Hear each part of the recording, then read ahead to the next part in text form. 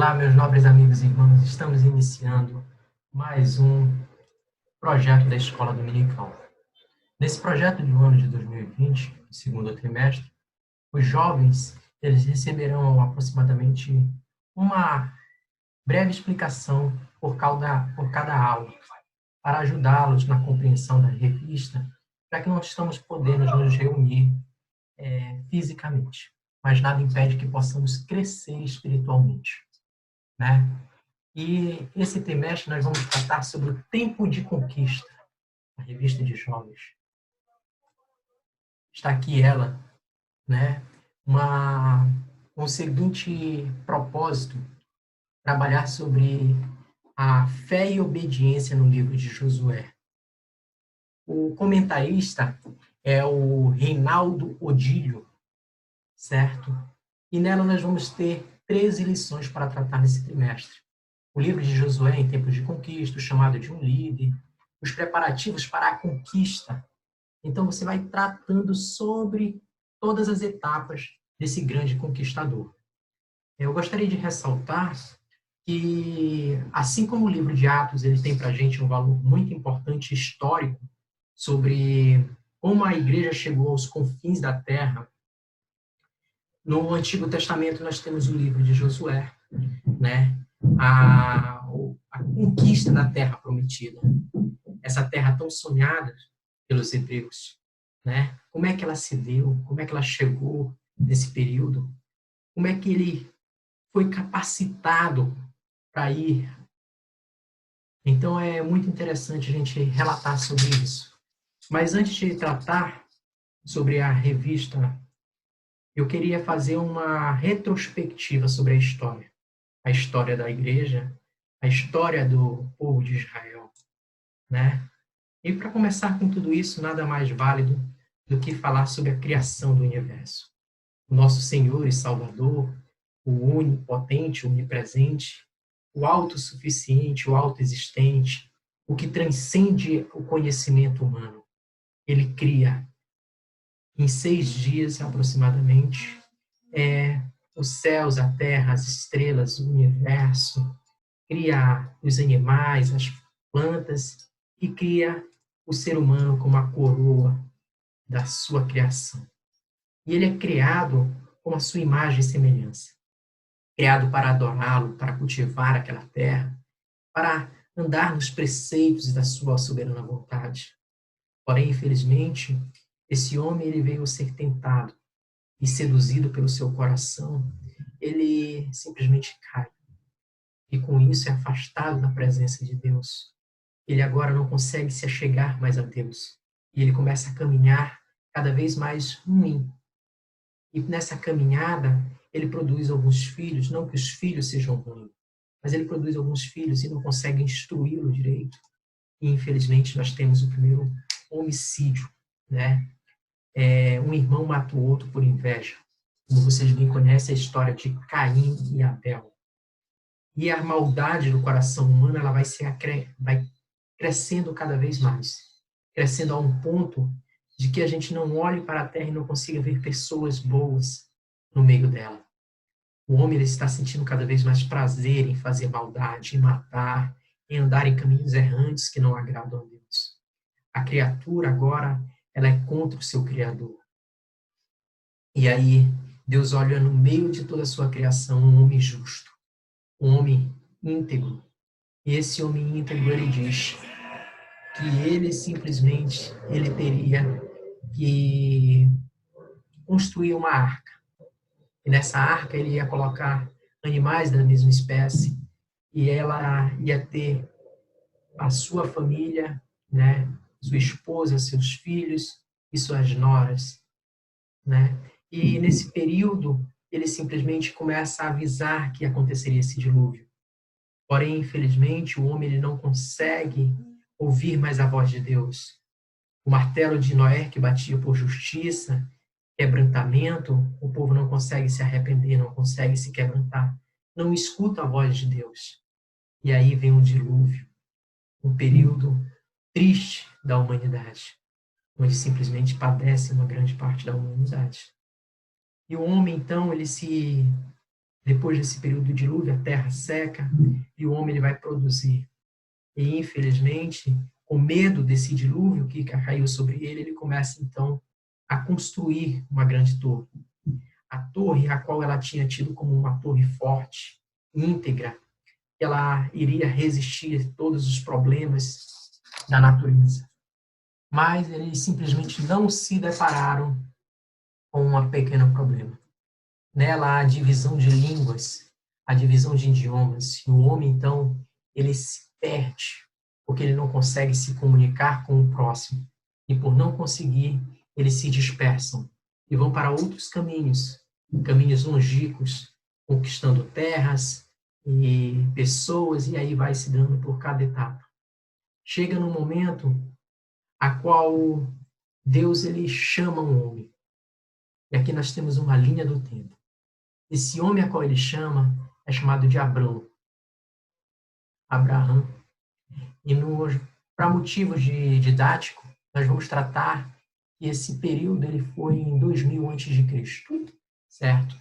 Ele é chamado, ele nasce em Ur dos Caldeus, aqui nessa terrinha bem aqui, né? E ele era seminômade, então ele saía de cidades em cidades, de vilarejo em vilarejo, conquistando terras, animais, alimentação, e ia indo para outras terras. Quando ele chega aqui em Arã, Padã, Deus faz a sua chamada ministerial. Abraão, então, agora, ele não é mais Abrão, ele não é mais Abrão, ele agora é Abraão, pai de muitas nações.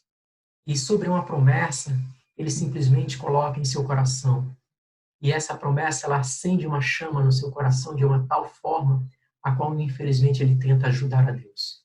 E por tentar ajudar a Deus, ele tem um filho com uma escrava chamado Ismael. E esse filho, ele simplesmente cuida, conduz, mas não era o filho da promessa a qual Deus tinha colocado para ele. E em um tempo mais oportuno, Deus assim faz a sua promessa ser cumprida, porque ele não tarda, ele não falha, e ele tem Isaac, o filho da promessa.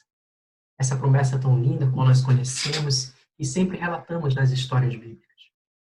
Isaac, ele vai, então, andando por terras, e ele tem 2 filhos, chamados Esaú e Jacó. Jacó, ele era um filho que lhe agradava a sua mãe. Esaú, seu pai, porém, Esaú, ele não gostava dos compromissos correlacionados às leis e tudo que Deus tinha para ele. E por isso ele vende a sua primogenitura, vendendo a sua herança a Jacó. Jacó, então, ele vai para a terra de Canaã e ele tem 12 filhos. Né? Desses 12 filhos que ele tem, nós temos que relatar um que é muito importante para a história, chamado José. José era alguém sonhador que tinha em seu coração uma esperança de realizar um grande sonho que tivera. E assim, os seus irmãos sentem inveja de José. E essa inveja é tão grande ao ponto simplesmente de seus irmãos tramarem para matá-lo. Porém, um dos seus irmãos diz: não vamos fazer isso, vamos vendê-lo como escravo. José vai para ser vendido como escravo. E ele vai para o Egito. No Egito sofre muito. E em uma dada situação, o rei ele tem simplesmente sonhos e pensa o que poderia fazer com aqueles sonhos. Então não achava ninguém na corte ou dos adivinhadores que pudesse decifrar esse sonho. Mas no meio da prisão ali está José, uma boa referência, e ele vai relatar sobre esse sonho. José, então, relata esse sonho para o rei, e o rei assim diz para ele que ele era a pessoa ideal para conduzir o seu reinado. Ele se torna uma espécie de governador. Alguém que tinha sido como escravo, agora estava para governar, para legislar sobre aquele povo. E aí há uma grande fome, há uma grande seca sobre aquelas cidades. E aqui nós observamos que chega até Canaã, onde seus irmãos estavam. E seus irmãos vão para o Egito para pedir comida, para tentar se alimentar. E nessa esperança, eles se encontram José. José se reconcilia com seus irmãos, a graça, e tudo abençoa. E ali eles vêm para morar, no ano de 1870. Quando nós observamos, eles passam aproximadamente 400 anos. Desses 400 anos que eles passam, não são 400 anos de sofrimento. Aproximadamente 250, 300 anos, né? Ou quem sabe até um pouquinho mais. Eles viveram bem, bem mesmo. Construíram grandes povos e tinham grande alimentação, eram fartos, né? Porém, o povo egípcio começou a olhar aquele povo muito grande e ficou preocupado com aquilo. José já não existia mais, então eles simplesmente começam a perseguir o povo de Deus e colocam como escravos. Aquilo agora, o povo de Deus está sendo escravizado pelos egípcios. E diante dessa circunstância, nasce Moisés. Moisés, ele nasce e é tido uma perseguição para matar todas as crianças, mas aprove Deus guardar Moisés. E Moisés, ele vai para o palácio. E no palácio, ele é tido como alguém importantíssimo.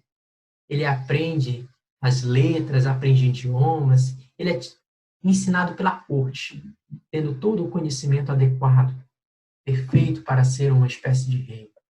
E ali, simplesmente ele volta e vê o seu povo sendo escravizado. E ao olhar uma pequena perseguição de um dos soldados com um dos escravos, ele simplesmente não conforma com aquilo, não concorda com aquilo. E assim ele mata aquele soldado. Vai para o deserto, e ali no deserto ele se refugia. E ele tem um encontro com uma sarça ardente. Moisés agora, ele simplesmente vai e escuta essa sarça ardente, ela diz que ele libertaria o seu povo. Ele deveria voltar ao rei e pedir para que libertasse o povo, para que o povo pudesse adorar a Deus. E assim Moisés faz. Porém, infelizmente, o povo, o rei, ele não acata. E por não acatar, Deus ele levanta pragas sobre aquele povo. Levanta 10 pragas, né? E nós temos a 10ª praga, a qual infelizmente vem a padecer vários primogênitos, e o rei libera Moisés e todo o povo para adorar a Deus. E aí nós temos o êxodo do Egito em 1446. Nesse período, Moisés ele vai ao Monte Sinai, constrói com a presença de Deus as 10 leis do mandamento, e assim ele volta e vai andar com o povo. E andando com o povo, escreve livros, né?